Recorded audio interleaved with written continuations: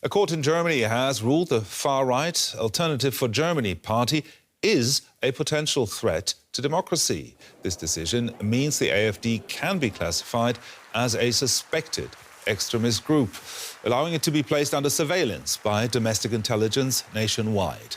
The AfD is currently the second most popular party in the polls across Germany. DW political correspondent Simon Young followed the court ruling for us in Münster.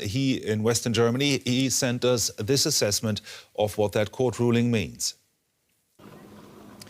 The AfD is potentially an extremist organisation working to undermine Germany's democracy. That's been the opinion of Germany's domestic intelligence services for several years. That's why they've got the party under close surveillance.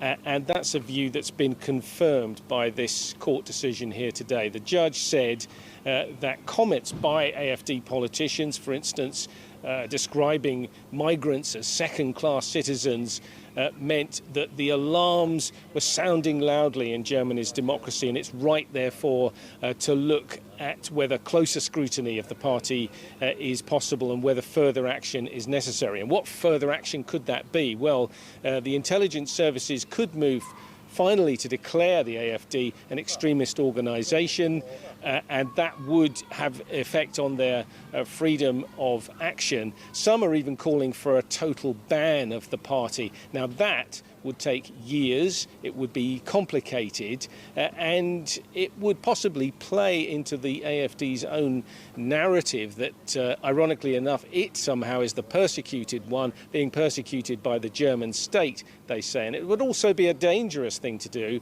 at a time when the AfD's support remains high, about 20% nationally, in fact, and over 30% in parts of eastern Germany, where there are key state elections coming up later in the year. Now, the scandals involving the AfD party over recent weeks and months, for instance, proof of close links to other far-right organisations and also to foreign spies, appear to have dented the party's popularity, if at all, only slightly. The AfD is hoping to do well in the European elections coming up in a few weeks' time, but it remains to be seen whether this decision against the AfD by this court today will have any effect at all on their support.